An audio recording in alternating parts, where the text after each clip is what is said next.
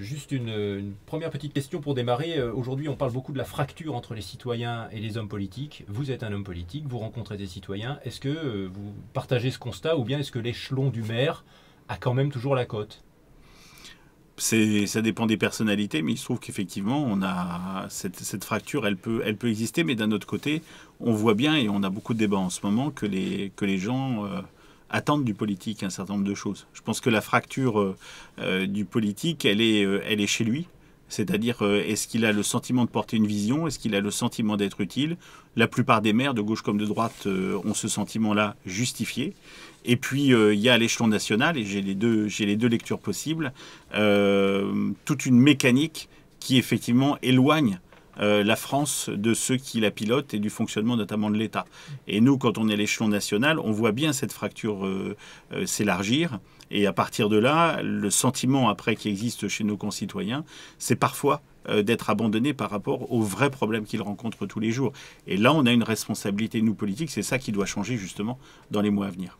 Alors ce qui va changer justement, et on y vient, Olivier Carré, c'est le futur statut de métropole d'Orléans au 1er janvier 2017.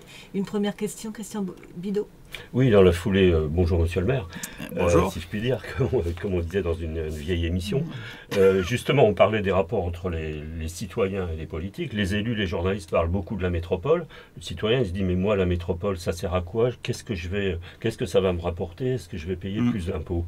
Vous pouvez nous expliquer en 2 mots, monsieur le maire? Alors, la métropole, concrètement, il y a une évolution des communes, de ce que font les communes, vers l'intercommunalité.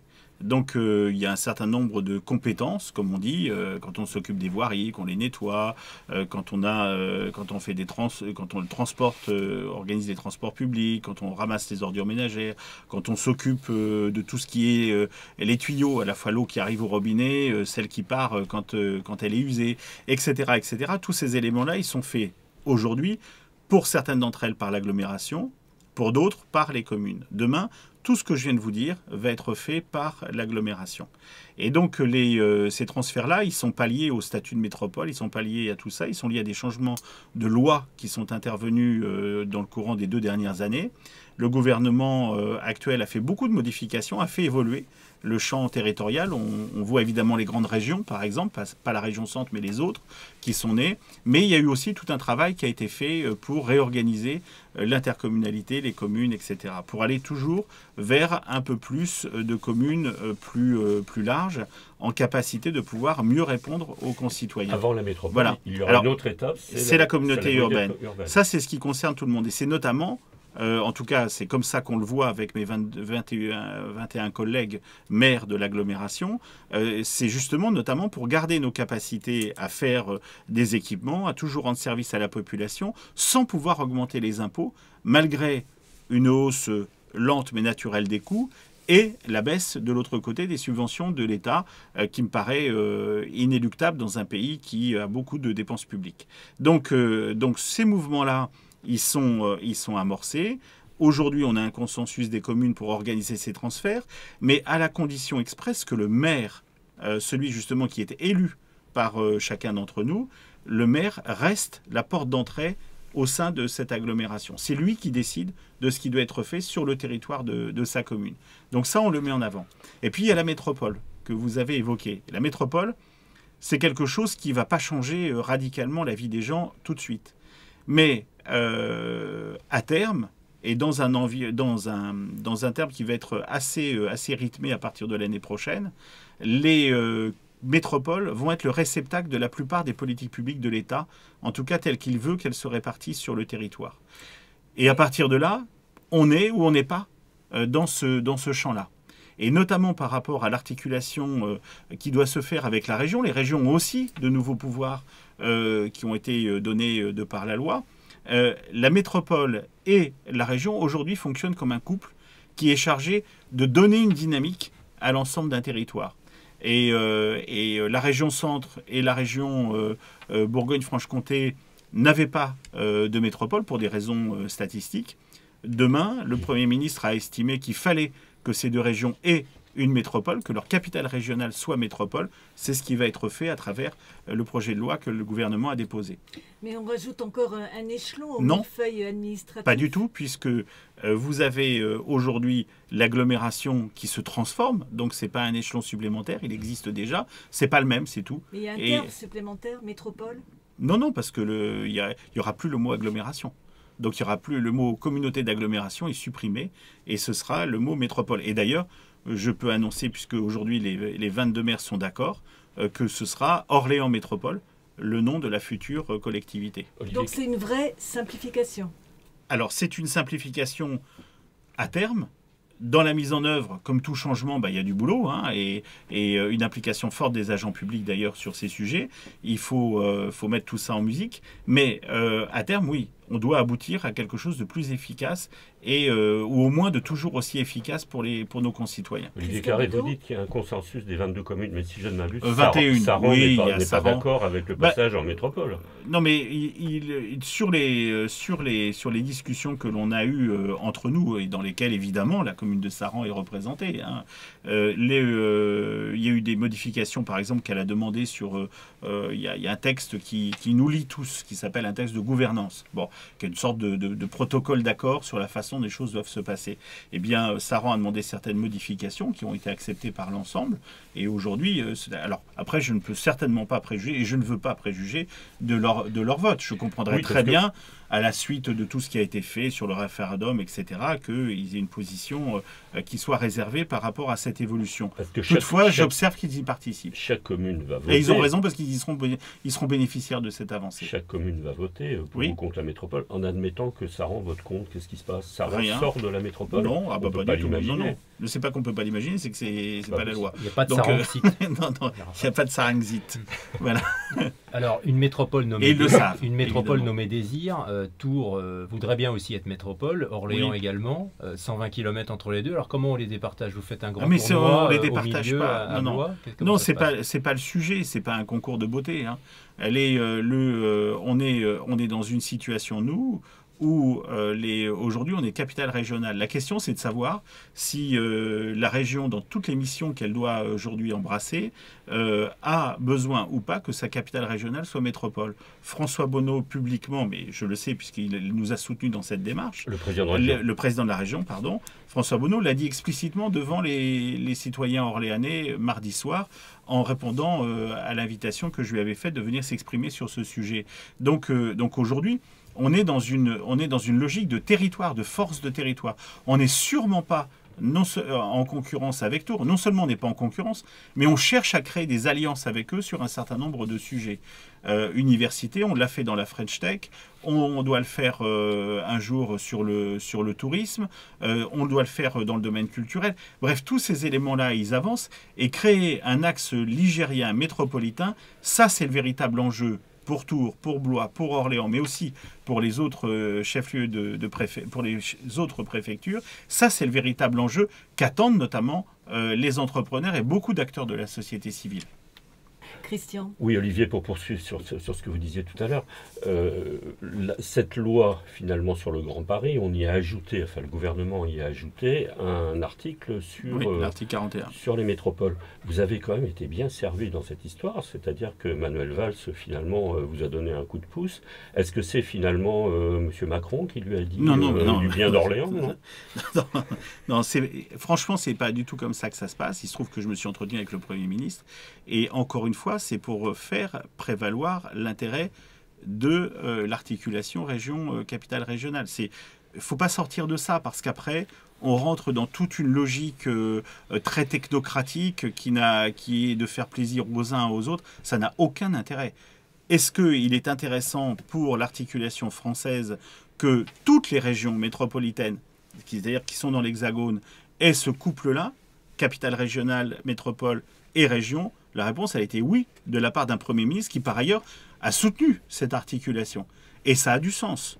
Donc, il a corrigé deux anomalies. C'est tout. Ça Et c'est pas un cadeau qui est fait à Orléans. Mais ça De même empêche- que c'est pas un cadeau qui est fait à Dijon, Oui. puisque pour les auditeurs, les deux villes sont exactement dans la même situation, d'ailleurs de taille assez comparable. Et ces deux villes vont être communautés urbaines, sans être métropole si la loi n'est pas changée. Demain, elles seront toutes les deux métropoles. Sauf que le maire de Dijon est M. Rebsamen, qui est plus Oui, mais- ami avec M. Valls que vous ne l'êtes. Écoutez, Et alors d'abord, je suis pas. Enfin, vous avez une analyse qui vous regarde. Mais sinon, en tout cas, ce qui est sûr, c'est que aujourd'hui, il faut dépasser un certain nombre de clivages. Moi, je le fais quand j'appelle et quand j'ouvre la gouvernance des maires de gauche de l'agglomération orléanaise en leur demandant de venir travailler à nos côtés, en ayant des responsabilités, en leur faisant confiance sur la mise en œuvre d'un certain nombre de politiques. Et pourquoi ? Pas parce qu'ils sont spécialement sympathiques, ce qui est le cas par ailleurs, mais simplement parce qu'ils représentent chacun des habitants de l'Orléanais, que ces habitants dans chacune de leurs communes doivent participer à ce destin commun parce que c'est la réalité de ce qu'ils vivent tous les jours, et qu'à partir de là, ils ne peuvent pas être exclus d'un tout qui doit aller de l'avant. Pour être C'est clair, comme ça. aujourd'hui, On dépasse ça, franchement. Aujourd'hui, il n'y a pas de vice-président de gauche, d'opposition. Exactement. Demain, dans la métropole, il y aura des vice-présidents, Oui. Christophe Chailloux et... Je ne sais Et pas les d'autres noms, maires, c'est eux qui doivent nous les désigner, etc. Mais a priori, oui, il faut que Saint-Jean-de-Bray et Saint-Jean-de-la-Ruelle, qui sont deux communes qui représentent à peu près 20 000 habitants, comme Olivet et Fleury-les-Aubrais, participent à la conduite de l'agglomération, mais de façon exécutive. Ils le font déjà. Mais demain, ils doivent participer à ce qui est fait. Et il doit y avoir leur empreinte. C'est-à-dire que ce n'est pas que du témoignage. Moi, j'attends aussi qu'un certain nombre d'éléments qui ne sont pas forcément portés par la sensibilité qui est aujourd'hui aux conduites de l'agglomération soient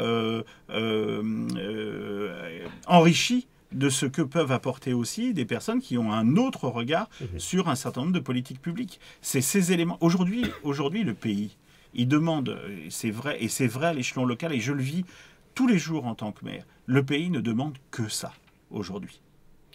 Alors, Qu'il y ait des politiques nouvelles, qu'il y ait des politiques qui soient plus riches, qui dépassent un certain nombre de clivages, qui soient fondées sur les mêmes valeurs de fond que sont la République, un certain nombre d'items. Aujourd'hui, il y a un grand consensus, par exemple, sur le domaine économique à gauche comme à droite, sur le fait que c'est l'entreprise qui crée les richesses. Mais la droite et la gauche aussi sont d'accord que ça ne peut se faire en France que sur un socle républicain avéré et défendu. Olivier Et ben, Claret, c'est ça qu'on fait ensemble, c'est tout. C'est ce qui vous différencie de la gouvernance de Serge Grouard. Vous C'était travaillez avec l'opposition beaucoup plus facilement. les choses ont évolué, mais aussi parce que la loi, elle a évolué en 2 ans. La loi, elle a ouvert justement cette fantastique opportunité d'être métropole, ce qui n'existait pas il y a 2 ans. Et j'ai estimé qu'à partir du moment où c'était ça le challenge, c'était de construire une métropole à Orléans, alors qu'on reste... C'est ça qui est dur, c'est de se dire qu'on reste une ville moyenne et qu'on doit faire partie des grandes parce qu'on est une capitale régionale. Eh bien, ce statut-là, ça va être un moyen. La métropole, c'est un moyen, c'est pas une finalité en soi. C'est un moyen d'y parvenir. Et là, pour ça, le moyen, il commence aussi en catalysant toutes les énergies qu'il y a sur le territoire, quelles que soient les obédiences politiques. Et donc c'est ça qu'on est en train de faire. Et c'est formidable. C'est formidable parce qu'il y a un écho et une volonté commune de faire. Alors justement, le but, c'est bien de donner une meilleure visibilité Oui. d'Orléans au niveau national, Oui. voire plus loin. Pour l'emploi, pour la recherche, pour Comment tout on cet fait ancrage dans le temps. Comment justement vous allez obtenir cette meilleure visibilité et notoriété d'Orléans ? À partir du collectif que j'évoquais tout à l'heure, mais ça ne suffit pas. Il faut aussi des projets qui soient des projets qui nous amènent des équipements et des éléments qui vont permettre qu'il y ait des événements culturels, économiques, sportifs, qui permettent à Orléans de rayonner. Ces équipements, aujourd'hui, on ne les a même pas à l'échelon de l'ensemble de la région centre. Donc il faut qu'on les construise sur notre territoire. C'est ce qu'on a appelé le parc des expos, palais des congrès. C'est la grande salle, c'est la fameuse grande salle. C'est l'orientation qu'on veut donner dans le domaine de la biodiversité, dans le domaine de tout ce qui est art plastique, etc., etc. Je peux en rajouter plein. Ces éléments-là, ils vont être faits, notamment pour les financer, pour les développer, pour leur donner une orientation. Tout ça va être fait et pour un certain nombre d'entre eux portés par la métropole, pour d'autres par la ville-centre, pour d'autres par la région plus directement. Et donc, ce sont ces éléments-là qui vont nous permettre de construire l'Orléans qui, après, sera utile à toute la promotion de notre ville. Il y a aussi l'échelon universitaire. Il faut qu'Orléans renforce son pôle universitaire. Mais à partir de là, du point d'où elle part, il faut consolider les choses et ça ne peut se faire qu'en articulation avec Tours. Là encore, il y a à construire un dialogue qui existe entre les maires, qui doit maintenant exister à l'échelon universitaire, parce que les universités ont leur indépendance. Il faut la respecter. Mais ce que je souhaite, par exemple, c'est que à Tours, qui a ce pôle de médecine qui est très reconnu, on le confirme, mais que par ailleurs, des enseignements ou des suites d'enseignements aient lieu sur Orléans. Ça a commencé, on doit l'amplifier. Symétriquement, à Orléans, on est plutôt bon en gestion, en droit et autres, traditionnellement. On sanctuarise un certain nombre de disciplines dans ces domaines, mais avec des pôles d'enseignement qui ont lieu à Tours, et ainsi de suite. Et comme ça, on fait une articulation où on passe d'un seul coup d'une université qui est sur plusieurs sites, qui fait d'un côté 23 000 habitants, de l'autre 17, à une université qui fait 40 000 étudiants. Et là, 40 000, on commence à rentrer dans la cour des grands. Et c'est ça qu'il faut créer, parce que de là se créent des dynamiques et se crée le succès. Frédéric Sabourin. Tout ce que vous venez de dire, c'est très bien, mais on est à une petite centaine, mais on est à une petite centaine de kilomètres de Paris. Oui. C'est pas simple parce que vous le vouliez ou non, qu'on le veuille ou non, Orléans est aspiré par Paris et par le Grand Paris. Les deux, pour avoir tous ces équipements, aspiré et pas aspiré. C'est-à-dire qu'aujourd'hui, vous avez raison, par exemple, je pense aux 6000 qu'on appelle pendulaires. C'est les gens qui travaillent de l'agglomération orléanaise, absolument, et qui vont là-bas. Mais de l'autre côté aussi, on s'enrichit de la région parisienne. Une de mes préoccupations, par exemple, c'est que je crois que le Grand Paris, ça va réussir. Beaucoup ont douté. Moi, je pense que ça va réussir. Quand l'Île-de-France, dont tout le monde sait qu'elle est à la fois la première région d'Europe, une des premières régions du monde, ça c'est peu connu, en termes de puissance économique et de richesse culturelle et intellectuelle, cette immense puissance, aujourd'hui, elle pâtit d'une désorganisation majeure en termes d'organisation de son territoire. Le jour où elle est remise d'équerre, est-ce qu'on continuera de bénéficier de tous ceux qui ne veulent plus y vivre ? Je ne suis pas sûr. Et là, il y a un chronomètre qui a commencé, un sablier qui a commencé. Et donc, c'est la raison aussi pour laquelle il faut que nous, on trouve notre propre vecteur d'attractivité. Et c'est ça c'est un des grands challenges. Et ça ne se fera pas que sur l'Orléanais. Ça se fera en synergie avec la Touraine. C'est évident. Et la région là-dessus est le grand support. Parce qu'il faut pas oublier la grande articulation. Absolument. C'est la grande articulation à mettre en œuvre. Voilà. Christian ? Oui, Olivier Carré, on parle de la métropole, c'est très bien, mais il faut bien une gouvernance à la métropole. Ouais. Ce sera vous le président de la métropole ? Les choses doivent s'organiser comme telles. Charles-Éric Lemaignan a toujours dit que, quoi qu'il soit, puisqu'il est candidat aux législatives, j'espère qu'il va gagner, on va tout faire pour, mais quels que soient les résultats, de toute façon, il quitte la présidence de l'agglomération en juillet prochain, ou en juin, enfin, à la moitié de l'année 2007. Et en tant que maire d'Orléans, je serai candidat à sa succession. Donc ce ne sera pas en janvier, au moment du passage non, ce ne sera pas directement en janvier, même si l'implication sera forte. D'accord. Voilà. Alors, vous soutenez Charles-Éric Lemaignan. Il semble que ça ne plaise pas à tout le monde, puisqu'on dit M. Lemaignan a été candidat en 2012 sur la 6e circonscription, il a été battu, et aujourd'hui, il se présente sur la première, espérant succéder à Olivier Carré. C'est quand même les électeurs qui font le choix, c'est pas nous, c'est ni vous ni moi. Alors, certains disent que ça fait magouille, et certains se présentent contre Charles-Éric Lemaignan. Se présentent, j'en sais rien encore. On verra ça au moment des inscriptions sur voilà. Bon, pour le reste, Charles-Éric Lemaignan pilote l'agglomération, il y a fait un travail exceptionnel pendant 15 ans. L'agglomération, c'est à peu près 80% des électeurs de la première circonscription. Il a toute légitimité à se présenter sur ce territoire qu'il connaît bien et qu'il le connaît bien.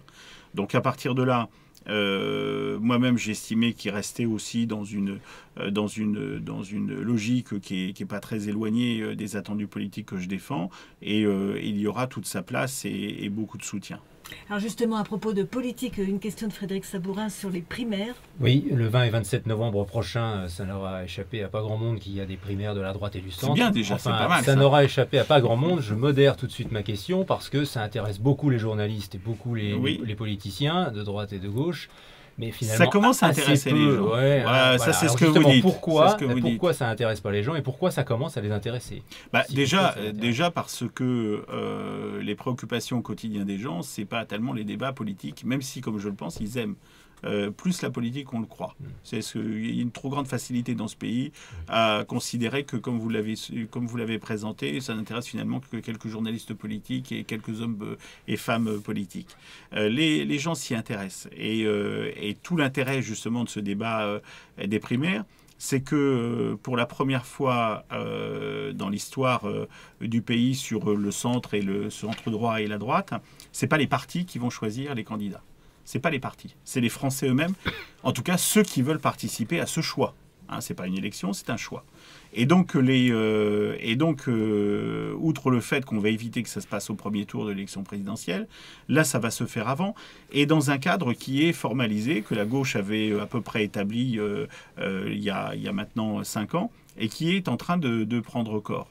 Les débats, aujourd'hui, avancent. Alors, on peut regretter que parfois, certains candidats poussent un peu à la caricature. On est d'accord.